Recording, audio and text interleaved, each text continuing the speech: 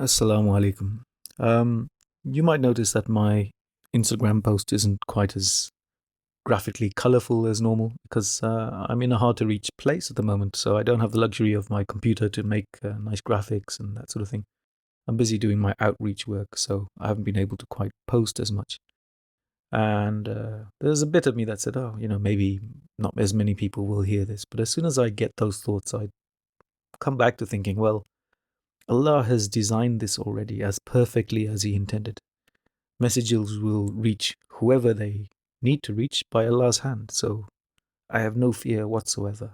You know, I'm not panicked to try to get more followers or anything. I think exactly whoever hears this, whoever sees it, will see it and hear it at the time that they are meant to. So today we are going to talk about, well, a story. And the story, I will use the story to explain a point to you, a point of Ramadan. And the story is about a visitor who comes to your door. And they turn up to your door always yelling at you. And they're there every day. They seem to be yelling you things that are not particularly nice. Well, sometimes they're quite extreme. They say you're not a good person, or they tell you that other people are coming to hurt you, or that other people don't like you. And you try to ignore them, but sometimes you shout back at them. Sometimes that works. They go away for a bit. But when you shout back at them, they go away shortly and they come back louder. And when you ignore them, they seem to be more infuriated. They just knock at your door and knock at your window and rattle your house even more. So somebody tells you, look, what about you just let them in? And you think, well, hold on, that's strange. Why would I let this person in? But, I've tried for many years to try other techniques. So, okay, I let them in.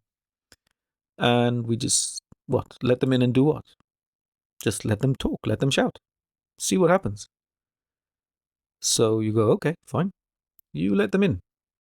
And it turns out actually that they sit down, they come in, they're initially shouting and screaming, yeah, people don't like you, and I don't like you, you don't like you, you're not a nice person. And then suddenly what seems to happen is they seem to lose their enthusiasm. They don't shout as loud and they start talking at normal volume. And then when we hear them out, we say, look, who are you? Why have you been doing this? And they seem surprised that we ask them who they are. And they say, well, listen, we work for you, man. We are your guards. We are your security guards. It's our job to tell you about things that are bothersome on the outside, or to let you know about your concerns. You're not dressed well, or people are talking badly about you. Um, and sometimes you've been busy fighting us. You're not listening to us. Yes, I know we exaggerate, but sometimes that's just the way we are. We're guards. We panic, and when you ignore us, it's also bad because we think you're not hearing us. So when you let us in, we've realized actually it's quite nice. We don't have to shout at you. Maybe you might hear us.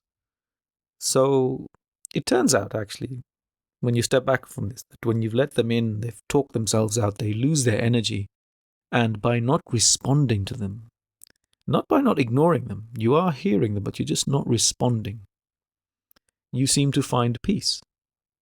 And then these guards can go out and they'll guard your house more effectively. And they'll tell you things more effectively. They'll still panic, but they won't be as panicked. The process I'm talking to you about is that of how to be in touch with your emotions. And the Prophet ﷺ described one metaphor for how he found peace when he was asked. And he said, I've taken my nafs and I've made it a Muslim. The nafs is the source of emotions, raw, primitive emotions. And so it's a wonderful way of him explaining that, look, you don't have to fight them or ignore them. What you do is you invite them and just get to know them, and you give them a blanket of wisdom that you know what they're there for, you appreciate them, but then you're not going to react immediately. And in Ramadan, this is the point of Ramadan we're trying to get to. It is a way of finding peace because it will become clear to anyone in Ramadan that there are feelings that you have almost brought upon yourself when you fast. Hunger, thirst, headache, irritability, hangry, hungry and angry together. And if you fight them or ignore them, they get worse. You can try distracting yourself, maybe doing something nice or whatever, but you cannot ignore them. You can't deny that they're there. And the other thing you can do is just accept them. Yes, it is unpleasant.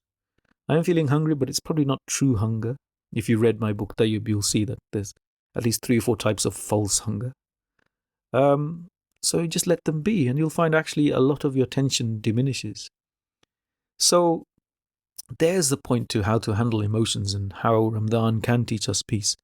Tomorrow, inshallah, we'll learn some techniques on how to actually achieve that.